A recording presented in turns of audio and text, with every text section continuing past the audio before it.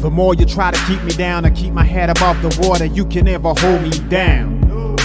The more you try to block me out, that's where I kick the wall down. You can never hold me back. The more you try to put me out, the more I'll be blazing, it's too hot. The more you try to put me in the dirt, increase my work, the expert. You see the hunger in the eyes of a survivor. Swallowed my pride, washed down with some saliva. Reinvented my whole life. Hey everybody, it's Casey with Pinecase. Today I am hanging out with DJ Miss Mar from Vancouver Island. Honestly, I love a wicked power woman in a space where you get to like take all of your experience and give back and show everybody what life is about, with also having like some compassion and some space for people to like grow and heal. It takes a whole lot of experience to put all of those things together, and I would love to hear how that story started. Thank you.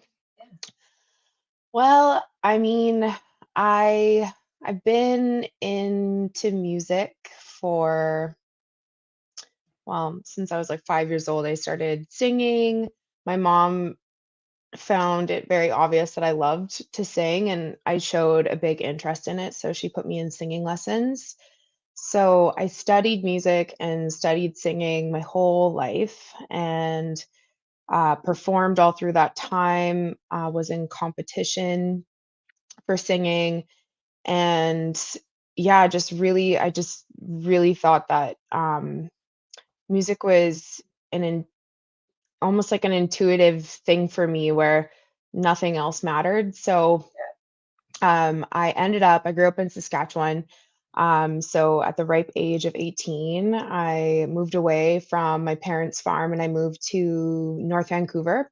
And Wow. I studied music. I got a music diploma and then studied music therapy as well. And then after that, I just parked music for a while because Okay. there had been so much music and so much almost pressure leading up to it, that I cared so much that I didn't want to mess it up. And which sounds funny because it's all everything I'd ever studied my whole entire childhood, teenagehood. Um, so I spent $30,000 on a student loan, got a bunch of credentials, and then parked it.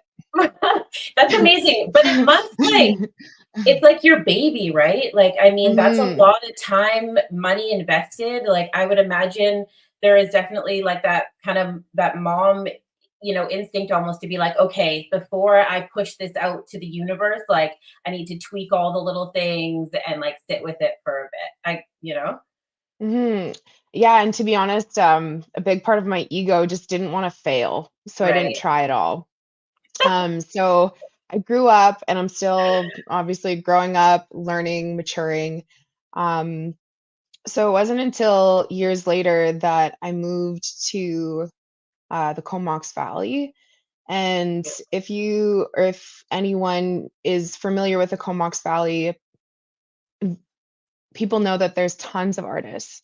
There's tons of people putting themselves out there, really empowered people, but also tons of support. So, um, just by being here and living here, I felt empowered to get back into it. I felt really inspired by everyone around me, and their vulnerability too. It takes a lot of vulnerability to put yourself out there musically, especially when it means so much to you. Yeah, right. So I ended up getting into, like, of course, the rave scene, and I remember just watching DJs and being like, "What the heck are they doing up there? I wanna understand it." So, um, one day I just listened to this one specific track over and over again, kind of obsessive, about 20 times, Yeah. and then I drove myself to Long McQuaid, and I was like, I'm gonna buy a DJ controller, I'm gonna figure this out, I'm gonna teach myself." Wow. So I did, and at that point, my friend had put me in a time slot without me even knowing how to DJ yet. It was months to come at this time. What a good friend. So, yeah, what a good friend, just, like, pushed me lovingly. I'd been talking Yeah, about it for years. right. This was about 3 or 4 years ago, and so leading up to that moment, I yeah, I taught myself how to DJ. I actually hadn't had any guidance at that point, Right. just through YouTube videos and intuition, just yeah, how I think music should sound mixing. In hindsight, looking back at my first set, probably not the most technically correct. Right, Like, right. Okay, yeah, fair, I've fair. learned a lot since. But Right. looking back, I'm really, really happy that I took the leap. Um, and actually, that first performance, I was surrounded by probably 100 of my friends. It's so interesting how fate works itself out because that first set, something went wrong with my controller, Oh, okay.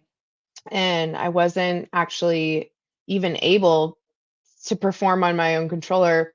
What was happening is the first track, totally good, sounded beautiful. Second track, no bass. So I Oh, had a no. plethora of sound techs around me trying to figure it out while I'm just trying to perform my first performance after parking music for about 8 years. Um, Yeah. Everyone's Finally like had all the hands goal. on deck. Yeah. Exactly. Um, and then it got to a point where the stage manager, who's now one of my best friends and best mentors, also a DJ, just handed me a USB, handed me my laptop. He said, "Look, I'll play.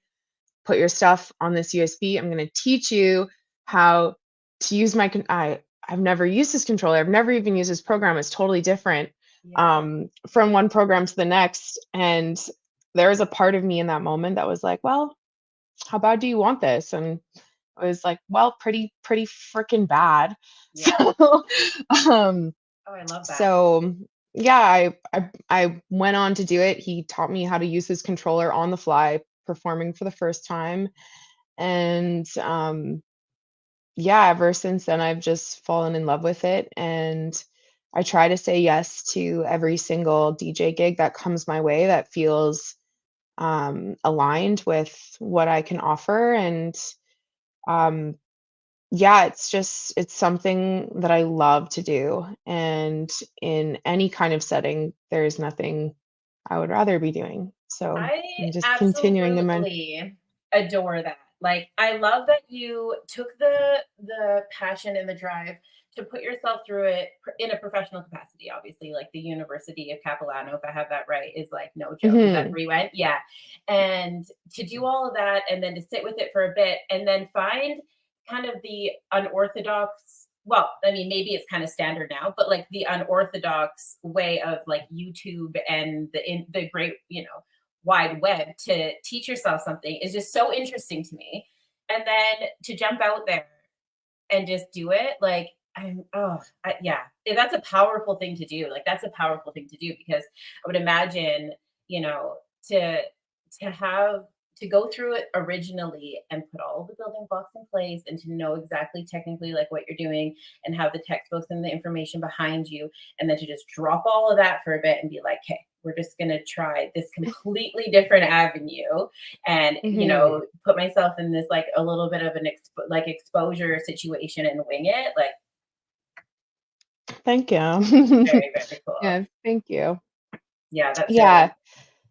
Yeah, and I mean, obviously, like music performance and music therapy and instrument and singing is a whole lot different than DJing and mixing tracks together. of But course. the basis of knowledge of rhythm, of tempo, of the architecture of songs and how they work, that all made sense to me based on the experience of my background. And yeah, it was just something that I loved to do and witness even before I started performing because I would witness um, how basically DJs are facilitators of like energy. Um, Atmosphere. Yeah. and they're facilitators of atmosphere. And so um yeah, I thought that was so interesting given like my background in music and music therapy. So if there was any way that I could almost break the ice of what was holding me back from music, I Mhm. thought that would be a really good way to get back into it. Oh, girl, Yeah. break the ice, like Yeah. smash it, like just I love it. I think it's so fantastic. And to have the background that you do and to be able to like exercise that through what some people would only see as entertainment is so exciting because it is so therapeutic. And then like I appreciate it because a lot of people do it unintentionally. You know, people are like, okay, this is what I'm gonna do. I'm gonna go out there, I'm gonna you know, create this persona, which is usually just an extension of themselves in a beautiful way and put it out there. And absolutely, it contributes to atmosphere and energy and all of that great stuff. But to have prior knowledge and to be aware of what you're doing with such intention is such a gift to the people in that space. Like, yeah, it's really gorgeous. What got you Thank you. into, yeah, of course. What got you into music and music therapy from the beginning? Like 5 is really young, right? But where was the Mhm. kind of the transition into being like, no, this is actually, my passion and my drive as like, a young adult because I was passionate about a lot of stuff when I was a kid, but I'm certainly not an equine vet at this point in my life. So yeah. Um, it did start when I was really young and in singing lessons, and I think it was um just the devotion that I naturally wanted to put towards music. And really it was just the success that I was having at a really young age. I decided for myself that if you love something so much and you keep on going back to it and keep on going back to it, so like intrinsically and intuitively, then maybe it's something for you.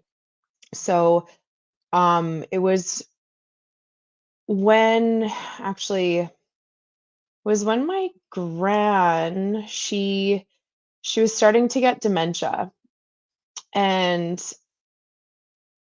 this sweet woman in which she's my mother's mother, and Mhm. her and I had such a very tight close bond. um and of course she was losing a lot of her memory. And this woman used to sing a lot when I was growing up with her, and we would sing songs together. So that I noticed when I would go visit her at the care home, there was a big piano in the hall. So I would play piano with her, and I noticed that she started singing along to the songs that we used to sing when I was a child, even though her memory was really at a loss. So I found that really interesting, and I think at that point I was perhaps 18 years old. So this is before I went to North Vancouver to study music. I think it was something that I'd already been considering as to take on as a career path or um, as a studying path, but I think that really solidified my interest in just what is it that music does to your brain and why. And I didn't think that it was a coincidence that it can provoke such memory. And I didn't think that it was a coincidence how certain music and certain songs, um, certain energies, ambiances in music could make one person feel the same way as another. So I wanted to know why. I distinctly remember watching a documentary years ago. It was like when YouTube first came out, and I was just like, you know, not I didn't have that experience, but it was similar, and I was like, yeah, there's got to be something to this. And I remember watching this gentleman go to like care home to care home to care home, and he would play songs from like their generation, and you would see these like these beautiful seniors like open up and they were like get out of their chairs and they would move their bodies and it was like igniting all these whether they were honest memories or not, it was obvious that something they were having a reaction to something. And it was just such a powerful moment. Um, yeah, such a powerful moment to experience. So I can only imagine, it firsthand, especially with your mother's mother. I have the same relationship with my grandma. And Mhm. uh, yeah, that's a fair inspiration. If you don't mind, and I mean, I'm sure it's a lot to unpack, but can you explain some of the things that it is that allows that to happen for people to experience that? Yeah. Um, I guess how I can define it is that when you either play music or especially play music, but also when you listen consciously to music, it does so many different things to the brain. And when you break down what is included into music, you've got rhythm and tempo. But even in our own bodies, we also have rhythm. We have tempo, which is our heartbeats. That rhythm and that tempo speeds up, slows down based on everything existing in our nervous system, in our movement, in our minds, like physical, energetic, emotional. Um, so that's one aspect. The second aspect is the memory and where it's placed in your brain. Uh, when you when you do something like you sing, like my gran, um, the songs that we would sing together, she probably had numerous memories. But I think when you use your physical body, such as your vocal cords, you're embodying this music. So I think it has a lot to do with your nervous system. It has a lot to do with your muscle memory. So when you listen to music or when you play music, it fires up different synapses in your brain, and it motivates almost beyond. Yeah, it motivates in just a very intrinsic way. Yeah, both with like physical tempo, memory. Yeah, the list goes on with music for sure. I think people underestimate that so much. Like, obviously, frequency is a little bit more of a different topic, but with tempo specifically, like, just to have that constant, like, in their mind, like, Mhm. and you see it everywhere, obviously, both intentionally and unintentionally. But I mean, I took my kid to basketball the other day, and I was like watching the ball kind of go up and down the court, and I was just like, and everyone kind of sitting around me, we're all doing the same thing because we're all Bobbing. experiencing the same thing. Yeah. Or if anybody else notices that this like ball is orchestrating this room right now, like, Yeah. and as we all leave, like feeling refreshed and great. Interesting.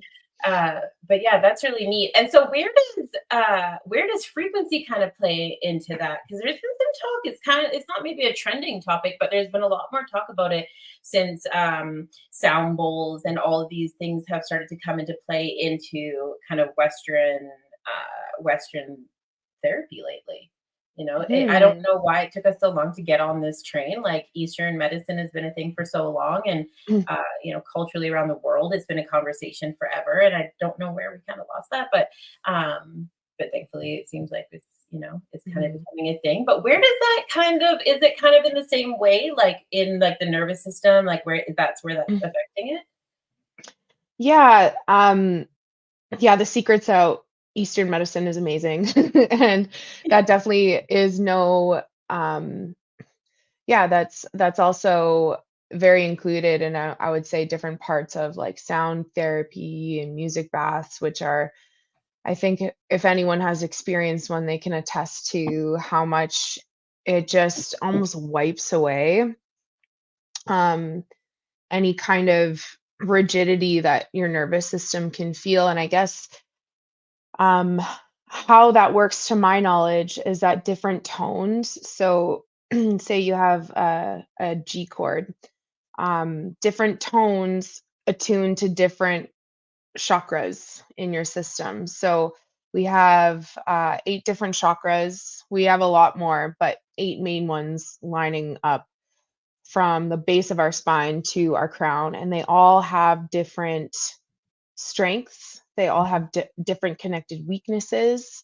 They all have different uh, places in your brain that they are connected to. They all have different um, emotions to it. So, for instance, like I was saying, the G chord, Mhm. when you sing in a G chord or when there is a sound like a sound bowl or a singing bowl in the key of G, it's supposed to basically ignite your vocal chakra, your throat chakra.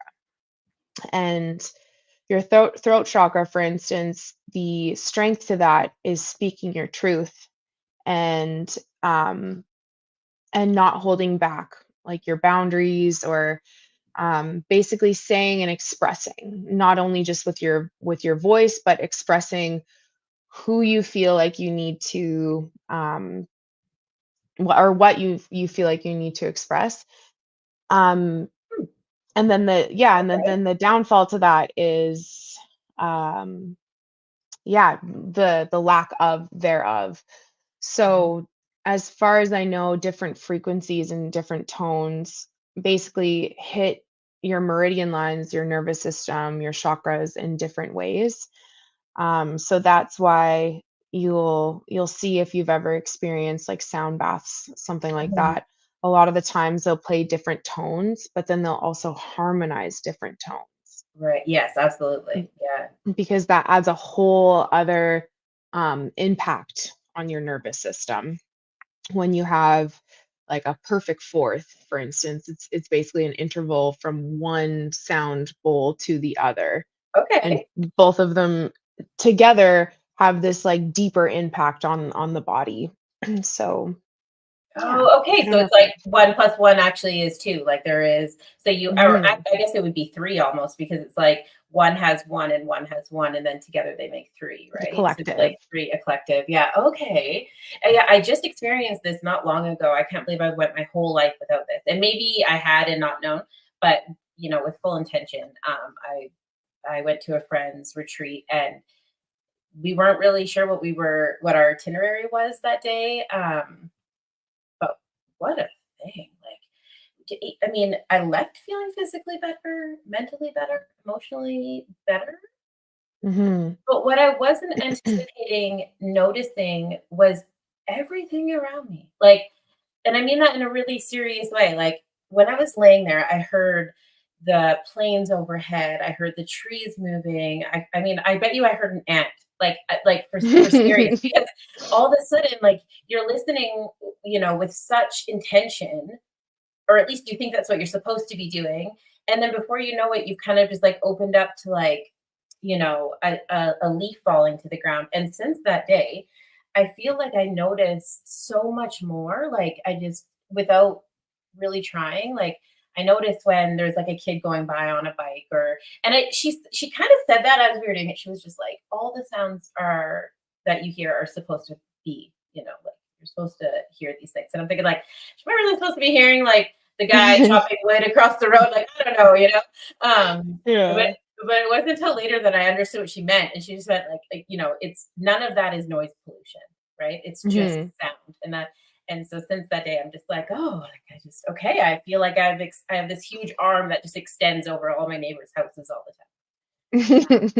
Yeah. That's really cool. And I think that could happen for a multitude of reasons of just first and foremost taking that time and space with no stimulation whatsoever. I don't know if what kind of position you're in, but most likely Mhm. lying down on your back and having that experience. And what that experience is for is attuning and yeah, tuning to the sound and the different frequencies. So that's really cool that that was a side effect, not only the immediate after facts of just kind of feeling like, but also, yeah, just having your ears tuned in more, which is Right. not necessarily all the best thing when you're hearing annoying sounds, but yeah. You know what's interesting about that though is though I've never had anybody just like give me permission to do these things. Like Mm, because I didn't know what was happening that day, I couldn't set up any sort of expectation, and so there was mhm. nothing negative or positive that happened. It just was what it was, and it was a great experience. I'm so grateful for it, and absolutely I would 100%. I've already started searching and kind of seeking out these things, but because I didn't have any expectation, it kind of just opened up to like, or no, sorry, not expectation, but permission, because they gave me permission to experience it. Now I allow myself to like experience life in the same way. And I don't know why I needed permission from people, because I just take all the time anyway, and I'm not really worried about it. But Yeah. but because somebody else was like, you're going to take this, 6 hours and you're going to leave everything out the property line and you're just going to have this experience. And it was like, well, you know, I am going to hear all of this stuff, or I am going to do these things. Well, why not? Because somebody already gave me permission to do it. And it's weird because I don't know if I would have had the same experience had I known what was happening, or if I felt like I was like, okay, well, today this is what I'm doing. I'm going to set this thing up for myself. So I appreciate the way that the invitation happened as well. I feel like that might have actually contributed to like how the experience Definitely. went. Yeah, that invitation, but also that invitation to be like curious to that experience for you. Mhm. Yeah. Cool. Yeah, I actually haven't really like spent a lot of time thinking about it, but yeah, I think that anybody that so because we're in a place now where it's not just this kind of foreign therapy, and we are bringing it closer to our home and our neighborhoods and our community. I can't thank you guys enough for everybody who's taken the time to go and do the schooling and to be part of that this really important you know medical. I don't want to call it like procedure, but I feel like it's just as important as surgery at this point. And like I talk about it as such because it's just, yeah, I think the same way that you go and get a cast is how you need to be treating your mental health with these. They're not alternative therapies, but that's kind of what people call them. Definitely. Yeah, I think that because music, and I keep on using this word throughout this time, but because music is such an intuitive thing, it is such an accessible way to reach humans. And it's so accessible to once you start expressing something musically, there is a captivated, not only captivated audience, but an audience that can resonate with it. Which is what I really like about DJing too. There's so many different kind of ambiances and experiences. There's so many different stages that call for different kind of sets and different kind of BPMs. So that's what I really like about it, is just kind of having a general idea about what is perhaps going to exist in front of me. You never Mhm. know until you get there. And then just reading the room. It Right. actually makes me so nervous to curate a set from start to finish, Okay. um, which you would think would be the go-to for a lot of DJs because you have it Yep. in the palm of your hand when you're up there. You've already set your cue points, you already know your track selection, Mhm. but it makes me so nervous to do that based on the fact that I don't know what's going to be in front of me. And I don't know that this transition or this track or where I thought I wanted to go with this set will actually resonate with Okay. who's in front of me, and resonate with the energy. So I will curate a set for an important gig or an important performance, but I would Mhm. say 99.9% of the time, I always veer off track, and it's because I really like to read the room, and It uh, was literally my next question. Like, how mm, have you ever on the fly, like, just changed what you thought was gonna work originally?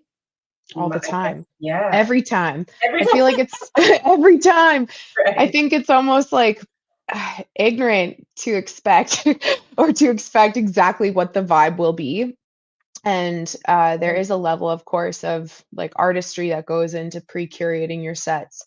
And that's definitely an element of what I like to bring in. But I think it's an interactive experience Mhm. when you play music that way. The dancers are just as important as the DJ, of course. It would not be as fun, it wouldn't be as engaging or stimulating. So, yeah, I definitely almost 112% of the time like to go on Yeah. the fly. It's Yeah. I had such an ignorant, opinion about what DJing was, and it's not for anything but just lack of knowledge. I completely assumed that there was, like, 2 types of DJs, and one was, like, vinyl, and the other one was Spotify. And it was terrible. What a terrible opinion, right? And it wasn't, thank goodness somebody like smacked me in the head with some knowledge. Like, what are you talking about? So it's like, there's no way. There's no way that somebody gets up there and can like take music and manipulate it in such a way that we have like a visceral reaction to it in real time. Like, I mean, but why not? Instruments do that. That's what instruments do every single time somebody Mhm. picks up a guitar or plays the drums. But to me, I just like couldn't understand because not only are you playing an instrument, but you're playing an instrument with, a lot of the times other people's music. And I was like, that's amazing to be able to like manipulate somebody else's project like that. Like I think it's Mhm. so beautiful and interesting because it's one. I shouldn't say it's one thing, but it's to go in and write lyrics and or not write lyrics and write the music and put everything together. That's such a symphony of things to do to begin with. But then to take all of that information from somebody and then create this like, I mean, it's nothing short of an absolute experience for people. Yeah, my hat's off. My hat's off because Thank you. it's just, yeah, Yeah, it's really neat. even when songs don't necessarily have lyrics, they almost always have a story, right? They have that, um, again, that ambiance of sound of what they are trying to project from the song based on so much. And if you really break down a lot of electronic music, depending on the genre, Mhm. um, depending on the track too, but a lot of songs that are very well liked have a storyline to it. With again, without any lyrics whatsoever. There's a beginning where there's a set of time where it's just like a little bit of like an intro of what you are going to hear or what they want to basically they start their little storyline. It's almost like a once upon a time. And then later on in the song after the intro they continue adding more layers. The plot thickens, and eventually there's this like almost like dissonance, this crunchiness, and you could tell like there's almost like some contrast, almost like a storyline, and all of a sudden there's a bass drop and then there's relief. So um that's what I really like about electronic music is that it has a storyline. And I think even without any prior knowledge, even without any prior experience in music at all, if you were to give a room full of people the same track and ask them, like, in your perspective, what would the storyline be? What do you think? Like, does this sound like triumphant? Does this sound like melancholy? A lot of the times that's how intuitive music is for humanity is that a lot of people would have the same storyline or similar storylines. And um, I think I think that music is that's it's a tool. It could be so powerful because it has that broad um, translation. Yeah, as you were saying that, all I kept thinking about was like scores for movies. It's one Hmm. of those things that people, take for granted all the time. And Yeah. there's such a great way to experience music. And I've gone back and watched some old cartoons. The privilege of being a mother is never ending with that. Like, and there's this gosh, what was that movie called? It's uh, Penguin and the Pebble. Oh yeah. I've watched that movie a million times, and I remember it so much as a kid because I remember it just being so powerful, and I didn't really understand why. And as an adult, I've gone back, and I was like, this, even without the imagery, which is already really interesting, um, what a statement! Like, what a statement, man!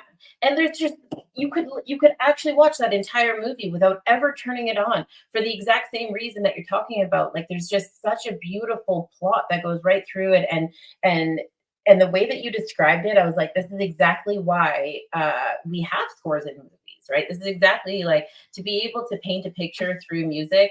I mean, with movies, we get the added, you know, benefit of having like a visual, but yeah, it's so interesting to me that people can create that. And as the consumer um, or as you know, a bystander, to have the same experience as my neighbor is, I mean, it's really neat to even think about. And it's so true. It's why you see people on the dance floor like dancing, and then they all kind of like seem to kind of come together with it. And you're like, wait, what? Like this is amazing. Totally. It's such a collective experience when like you're leading up to the part of the song where there's a lot of like friction and you can feel Mm. it on the dance floor and people are getting ready to like give it, and then all of a sudden the bass drops and like there's just like a collective almost like relief or um yeah, like momentum of energy, which I think is really cool. I think Steve Aoki was really the first show I ever seen.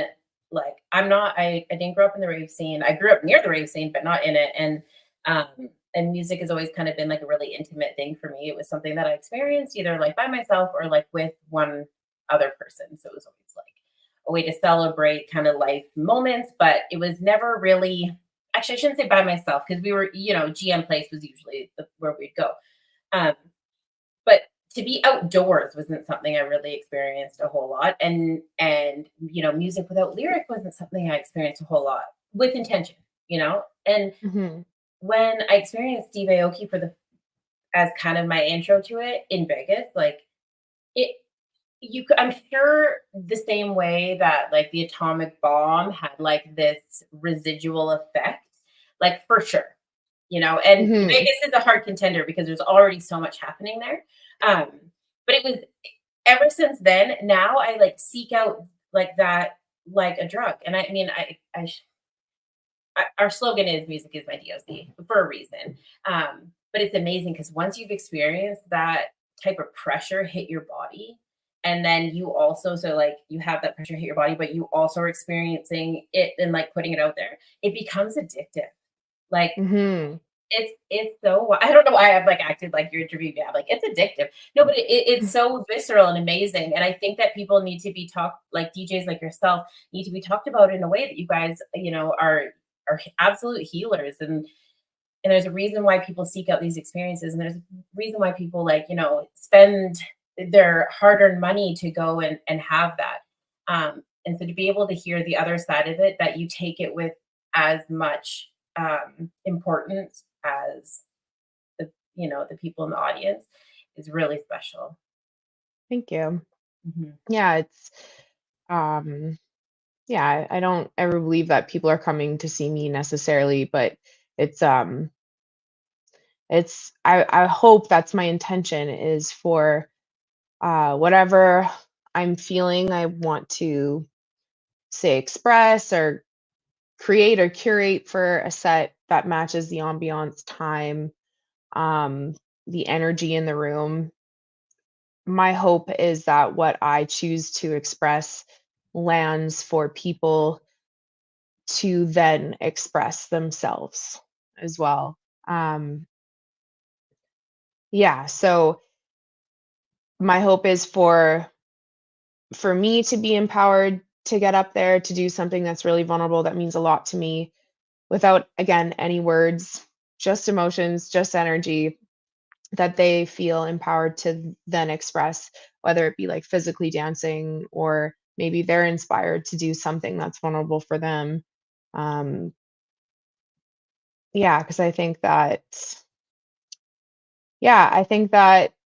is what has been communicated to me through like friends or people that I've known through the industry that have yeah, that have been through that experience too, is that um, we lift each other up. We lift each other up by putting ourselves out there, by showing up for ourselves, and by showing up for each other. Yeah, well said. Um, yeah. Yeah, it's yeah, it's so important. I think it's like to know that that's what's happening or not know what's happening. When you were talking about the Comox Valley earlier, my heart just like warmed up because the Comox Mhm. Valley, they really do represent um, just tenacity when it comes to Mhm. pushing arts and culture. They do it so well. Like they do it so well. And both, at the Sid Williams and the streets, right? Like they've just Mhm. and Glad shout out to Gladstone because Gladstone is they got they're tapped right into like the live music scene for sure. Mhm. But the broader community that makes up those experiences is visceral. Like I don't know why everyone's kind of kept it in their back pocket for so long. I don't know if that's maybe with intention because just like the potholes, nobody really wants everybody there. We're all like, we're just going to keep this little piece for ourselves, this little piece of heaven. Yeah. But yeah, right. But for the locals that know what's happening and for the people in surrounding communities, yeah, I think it's that area is just like a great example of what it means to be in the music community and to support each other and to have each other's back and to be there and yeah. And so, I mean, when you were talking about like coming together, like I think the island is a great example of that, and I'm super Mhm. excited to see all the cool stuff that's happening over there. Yeah. And who's to say maybe like anywhere in the world I could have found that kind of support, but I think really what it was at the time when I was still building up my confidence to even put myself out there to begin with, I think it was just the fact that I saw so many other people doing it too. Mhm. And it was just right time, right place for me landed in a way. So it's like a ripple effect. I've And been to Saskatchewan, oh and yeah, it is gorgeous, yeah. despite popular belief. It is gorgeous, gorgeous place. I had the privilege of being being there with no timeline, so I got to do whatever I wanted and spent a ton of time Cool. driving. And I found the neatest things that I wouldn't see anywhere else. I don't know if they were wild. Um, uh, like sunflowers or like some type of wildflower that mimicked a sunflower or whatever. But there was like 10 kilometers of dirt road with like these wildflowers down both sides. And it was like it winded through canola and it was just gorgeous. Mhm. And you see these big pieces of farming equipment that kind of block out a little bit of the sun to create these cast of shadows. Like Saskatchewan's gorgeous. Mhm. Yeah, I love it. I haven't lived there since I was 18 years old, but I love going Right. back to visit and yeah. Yeah, it's a But sweet place. But I absolutely believe that the island is definitely the space, um, that you need to be in because you get to take Mhm. that kind of the heart and soul that the island does so well, and then bring it back to spaces like Saskatchewan that need it, Like, I Totally. think there's, like, this really neat crossover that happens because there's no way that you would be able to, if you're from Comox and you stay in Comox, that's cool. But there's something Mhm. really neat about having this like crossover experience, especially provincial. I think Canada is just such a neat space to have like this melting pot of culture, but also like within itself because there's such a different like take on life and what people are doing in their day to day. And like yeah, I think Comox was definitely like calling your name for sure. But I'm excited that you get to bring 100%. some of that back. Yeah. That's really Yeah, totally. Lots of music to give, and I feel like at this point in my life, after having gone through music school, parking it for a while, in the meantime, I studied yoga, so it's still, like, facilitating movement and still, like, even I would spend hours curating playlists Mhm. for the yoga classes, way longer than I'd ever plan a yoga class. Um, and so that kinda got me in touch with, like, the curation of things, and so that was, like, the natural, um, next step for me to do is, okay, if I'm gonna do music, if I'm gonna put myself out there, I'm gonna try DJing because I really love it, and it's something that I've thought about for years. So, at this point in my life, having done it for almost, I wanna say, like, 3.5 years, I feel like I'm just getting warmed up. I feel like I'm finally able to use, like, the knowledge that I went to school for. I'm starting to produce music, I'm starting to sing again, so, um, I attest, like, my confidence and, just that momentum of empowerment to music. And yeah, I'm excited for what is next. Well, congratulations Mhm. on all of this. Yeah, again, and I said it a few times in this, I think just to be able to pull all of these different things together, to me, they make sense to, to everybody experiencing. I know that it makes sense to them. But to have the wherewithal to navigate all of these different tides and pull them together for people to experience. You're an absolute orchestrator of life and of healing and of of peace. I think it's super important, and I'm absolutely honored to have you on here. I think it's exactly what I think of when I think about healing, and yeah, I'm so happy to be able to to showcase that in whatever way that is, because I think that it needs to be talked about, more. I'm glad that there's people coming through that are coming through the pushing through the industry and being like, you know what, not only are we doing music, but we're talking about like Reiki, and we're doing yoga, and we're talking about sound bowls, and we actually have certificates and diplomas and street knowledge and all these textbooks from a library, and just like pulling it together and being like, this is actually um, this is actually important, and this is healing to people, because there's a lot of these conversations weren't happening when I was a kid. When we talked about things like that, it was almost like, okay, and then you're gonna grow up to be like the crazy lady in the cobble house, Yeah. like down the road in the Yeah. bush, like sure, like Yeah. go ahead and take your sage and get out of here. But yeah, I just think it's really neat. And to have that crossover of something that's like so industrial as like electronic music with this really like organic, um, something so as like such organic as like yoga, right? Or something that's like so fluid as Mhm. yoga. I just think that's really Thank neat. you. Yeah, you're Cool. more than Thank welcome. you. Yeah, I think that music is such a powerful tool, and I think the biggest the drive for me, I guess, leading up to now and even what's to come is like, why does music make us feel this way? Why I was just really curious. And same with thing with yoga, like why does what we did in that class, like why do I feel so good right now? I wanted to know like what are we doing and why, Mhm, basically. And I feel the same thing about music is like why does music get someone so hyped? Like you could listen to the song, I don't know, just a toss up like Bohemian Rhapsody and it gets people absolutely hyped. mhm. And then you put a song on from Nora Jones, and it can lull people to sleep.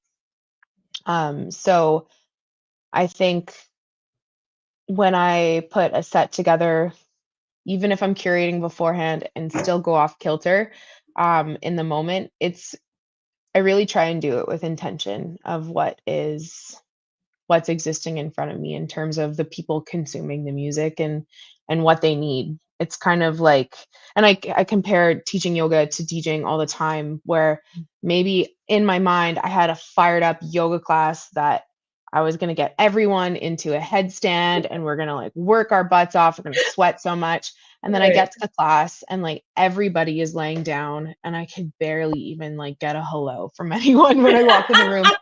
Okay, plot twist, maybe we need to switch up what I wanted to do. Um, and I think that dance floors are very much the same thing where Mhm, I've, maybe pre-planned in my mind where I wanted the curated set to go, but it's very clear that people or the consumers want something as a collective energy anyways, something mhm. very different. And whether you're teaching a yoga class or whether you're curating a set, you're not going to be able to please everyone. But True. as long as you're doing it with intention and doing it with the utmost integrity of the why, for me anyways, um, my hope is that it lands for a broad audience or a broad um, consumption so people get the benefit. I'll tell you what, even for the people that it doesn't land, yeah, Mhm. it still creates conversation, which is, Mhm. like just as important. When people are like, man, I went to this class today and you're not even gonna believe it wasn't it, right? Like Mhm. it's still creating the conversation where people are like, wait a second, what kind of class are you in today? Like, what was all that Mhm. about? Like, so I think even for people that maybe the takeaway isn't as glamorous, I think it's still getting the conversation out there. Totally, and the curiosity Curiosity, as to yeah. why. Right, yeah, exactly, and maybe even more so because when people feel good, they don't often talk about it, right? And so I think that it's beautiful, and I think it's amazing that, like, to have a broad, positive experience is amazing, but as, like, the art of storytelling, it always takes that little bit of discomfort for people to, like, really engage in conversation outside of that experience, right? Mhm. Unfortunately, but it definitely does. 'Cause when you hear people are like, "Wow, you're not gonna believe this," or it wasn't really it. It's always like the reasons why not. And I'm not saying that's everybody's experience, but I think it's is equally valuable, you know. Totally, because it gets them curious as to, Mhm. "Not my type, this is why." Then you can, like, Yeah. maybe refine your taste based on.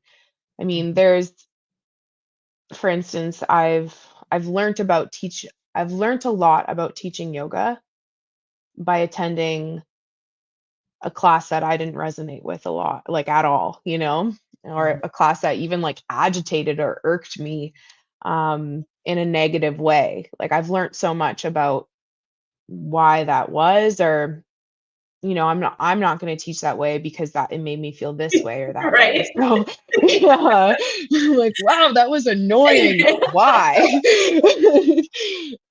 Yeah. Um, Yeah, totally. Yeah, mhm, it's so true though, because and it's like the squeaky wheel gets the grease, right? But mhm, I think, yeah, when I think about things that I'm like, I really need to get this message out there. It's something that happened a lot with like when I was talking about naloxone, people were like, I cannot stand it when you talk about that on your show. It drives me nuts. And I'm like, oh, I guess we're gonna do more of that because they all left and was like, that's crazy. I'm like, right, but it mhm. made you talk about naloxone outside of the show, which is great, right? Like we're gonna save some Cool. lives today. Yeah.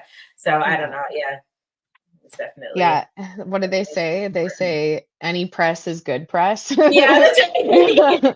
Totally. Yeah, Yeah. awesome.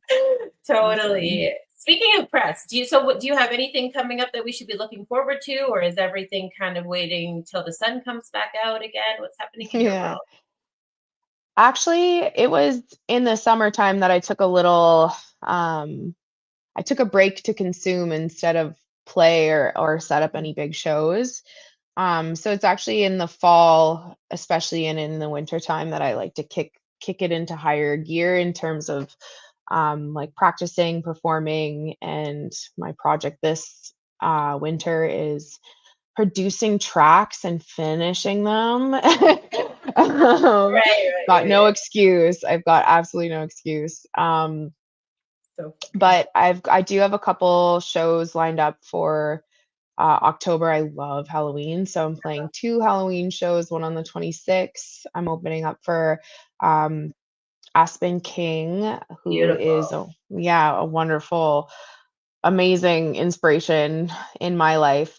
Um, Everything that she is doing with her career path is, again, like, she's out there, she's putting herself out there, she's performing, she's producing, and that has inspired me to put myself out there um to continue producing. And so anyways, side tangent on Aspen King and any other producer performer that's out there. It's impactful. So yeah, that's on the 26th, it on an awesome farm in Merville. Love um Marvel. Love, yeah, Marvel. yeah, it's a great farm. They put mountains of piles of pallets, and they make a massive bonfire. There's an indoor stage, an outdoor stage, and they just put on a really good party. This will be my 4th Halloween playing for them. It's not Um, Coastal Black, is it? no, it's not. Oh, This okay, party's okay. called Rave Grave. Grave Right. Rave? Grave Rave. Yeah, Oh, Grave what? Rave. Okay. Hmm.